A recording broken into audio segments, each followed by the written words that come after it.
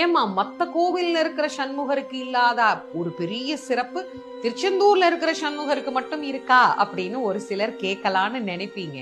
எப்பயுமே நான் ஒரு தலத்தை பத்தி சொல்லும் போது, அதிலும் குறிப்பா முருகனை பத்தி பேசும்போது அருணகிரிநாதரை பத்தி பேசாம இருக்கவே முடியாது, இருக்கவும் மாட்டேன். அது எல்லாருக்கும் நல்லா தெரியும். அதனால இந்த தலத்துல அருணகிரிநாத சுவாமிகள் வந்து முருகப்பெருமானை வழிபாடு செய்து சண்முகரை வழிபட்ட போது சிவபெருமானுடைய நடன தரிசனத்தை அருணகிரிநாதருக்கு முருகப்பெருமான் இங்குதான் காட்டி அருளினார். சண்முகர் அந்த நடராஜ கோலத்தை இன்னிக்கும் சிகப்பு சாத்துற போது முன்பக்கம் பாத்தீங்கன்னா சண்முகராக இருப்பார், பின்பக்கம் பாத்தீங்கன்னா நடராஜராக இருப்பார். இன்னைக்கும் அருணகிரிநாதருக்கு நடராஜ தரிசனம் காட்டியது நானும் எங்க அப்பாவும் வேற இல்லப்பா, ரெண்டு பேரும் ஒண்ணுதான் அப்படிங்கறத காட்டிய கோலத்தை சண்முகர்